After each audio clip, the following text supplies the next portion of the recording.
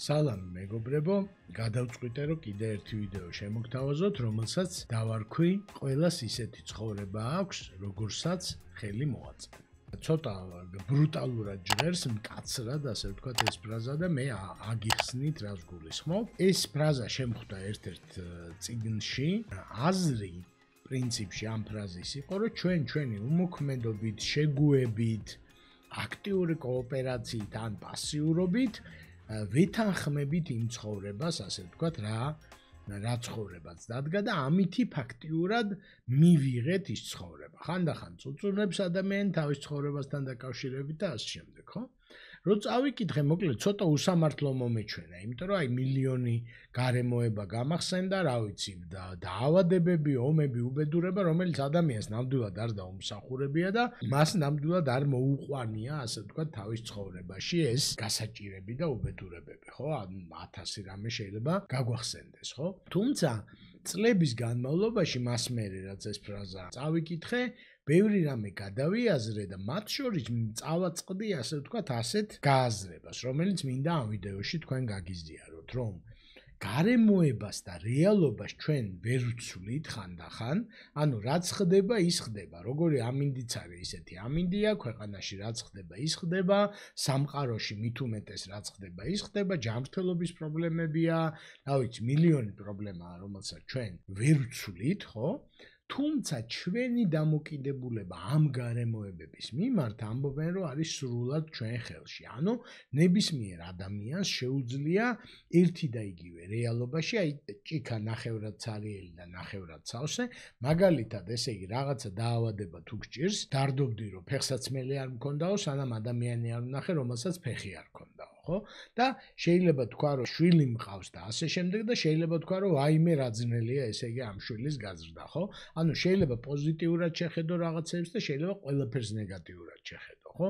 რაც მეტი ქონება გაქვს, იმ ქონებას მოვლა უნდა და რისკებია, შეიძლება დაკარგო, გაძარცვონ, ფასი დაეკარგოს და ასე შემდეგ, შეიძლება არაფერი არ ქონდეს და ძალიან ბედნიერად იყო. ამ წუთას ჩვენ ლაპარაკობთ არა იმაზე, რომ თქვენ გაქვთ 100%-იანი კონტროლი გარემოებებზე, ასე ვთქვათ, რაც ხდება თქვენ გარშემო. არამედ იმაზე ვლაპარაკობთ, რომ ჩვენ შეგვიძლია, რომ ჩვენი დამოკიდებულება მართოთ აი ამ გარემოებებთან მიმართებაში, ხო? გამოდის, რომ ვის როგორი ცხოვრება აქვს, აი რაც იმ ფრაზაში იყო, რომ ყველას ისეთ ცხოვრება აქვს, როგორსაც თვითონ ხელი მოაწერა, გამოდის, რომ ყველას ისეთ დამოკიდებულება აქვს ცხოვრების მიმართ, როგორიც თვითონ გადაწყვიტა და ეს შეიძლება ცოტა უფრო მისაღები იყოს, ვიდრე აი ეს აბსოლუტური კონტროლის მოსაზრება, რომელმაც ჩემში თავის დროზე პროტესტი გამოიწვია, ხო?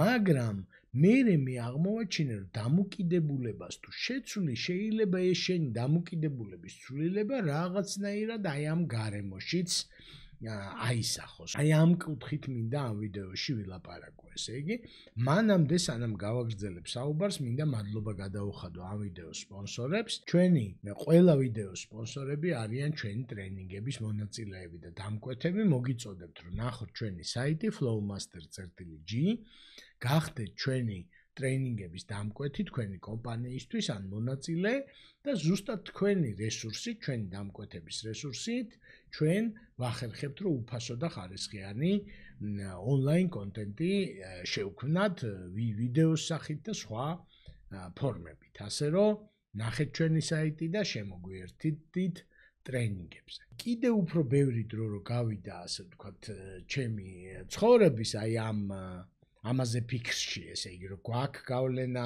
ცხოვრებაზე, არა გვაქვს ჩვენ ხელში, არ არის ჩვენ ხელში, ისიც გამახსენდა, რომ შეძახილმა ხე გაახმოო, ჩვენ ვამბობთ რა, ანუ შენ რო იძახო, რომ არ გამომივა, ალბათ ზრდი ალბათობას რომ არ გამოგივიდეს და რო იძახო, რომ გამომივა და ყველაფერს შევძლებ, შეიძლება გაზარდო ალბათობა, რომ გამოგივიდეს. ანუ შეძახილმა ხე მარტო კი არ გაახმო, შეიძლება ააყვალა კიდევაც, ხო? და ამის შემდეგ გავარკვიე, რომ თურმე ადამიანი დღეღამის განმავლობაში თავის თავს თითოეული ჩვენგანი 20,000 სიტყვაზე მეტ ეუბნება. ანუ მუდმივი ლაპარაკი მიდის თავში, რასაც უნდა აკეთებდეთ, მუშაობთ თქვენ თავს ელაპარაკებით, იცმევთ დილით თქვენ თავს ელაპარაკებით, რა ვიცი, სხვა ფილმს უყურებთ თქვენ თავს ელაპარაკებით და ასე შემდეგ, ხო? ანუ 1 და 2 შეძახილი კი არ არის დღის განმავლობაში, შეძახილების კორიანტელია.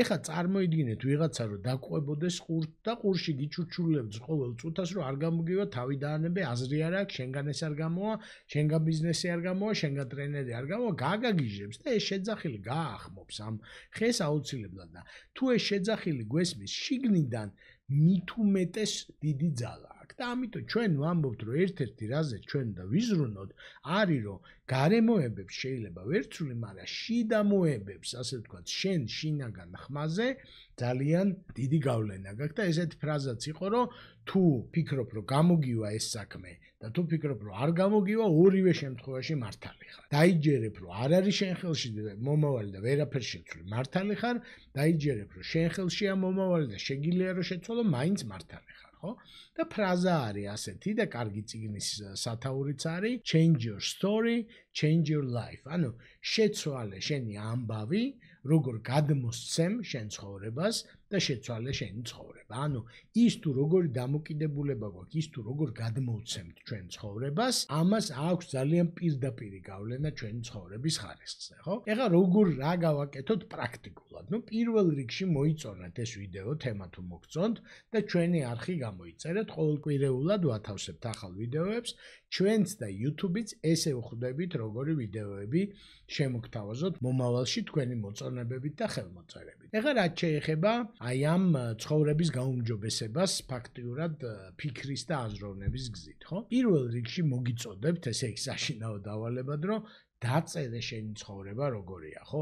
ყველა მიმდინარეობა, რა ვიცი, ფსიქოლოგები, კოუჩები, მენტორები თავაზობენ რომ დავწეროთ, რასაც ვფიქრობთ, იმიტომ რომ როგორც კი დაწერთ ის გამოივლის თქვენ ცნობიერებას, სიტყვებით აღიჭურვება თქვენი ფიქრები, იმიტომ რომ სტანდარტულად არ არის აღჭურვილი და გადაიქცევა რაღაცა სცენარად, ხო? რა ფილმი არის, რა ფილმს ცხოვრობ, ხო? რა ამბავი გაქვს შენი ცხოვრების აღსაწერად. და რა როლში ხარ ამ შენი ცხოვრების ფილმში? მსხვერპლი ხარ, გარემოებების მსხვერპლი ხარ, პასიური დამკვირვებელი ხარ თუ სუპერგმირი ხარ? ყველაფერს აფუჭებ ბოროტ მოქმედი ხარ?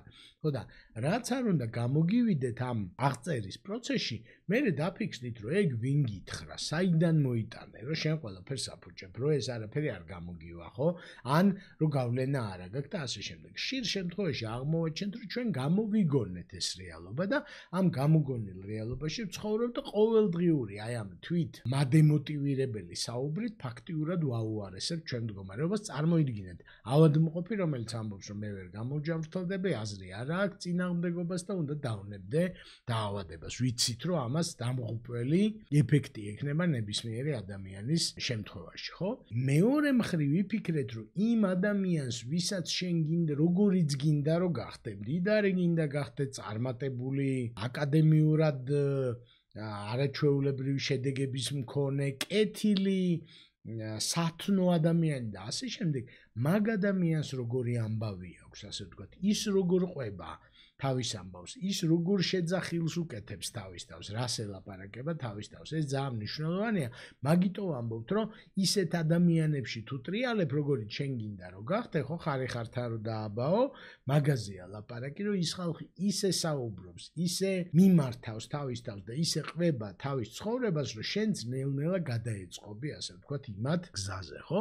და ეს არის მთავარი მიზანი, რომ შენც ხომ არ შეგიძლია, რომ ნელ-ნელა გადაწერო ეს შენი ცხოვრების ამბავი, შენი ცხოვრების სცენარი და ნეგატივიდან ნახევრად ცარიელი ჭიქიდან ნახევრად სავსე ჭიქაზე გადავიდეთ და მე შეიძლება შენს ამბავს თუ შეცვლი, შენი ცხოვრებაც შეიცვალოს უკეთესობისკენ. ჩემ გარშემო ძალიან ბევრი მაგალითია იმისი, როგორ შეცვალეს ადამიანებმა ჯერ დამოკიდებულება თავის ცხოვრების მიმართ, თავის პროფესიული და პირადი ცხოვრების მიმართ და მერე ნელ-ნელა მუდმივი ძალისხმევით, როგორ შეძლეს თავისი პირადი და პროფესიული ცხოვრების უკეთესობისკენ შეცვლა.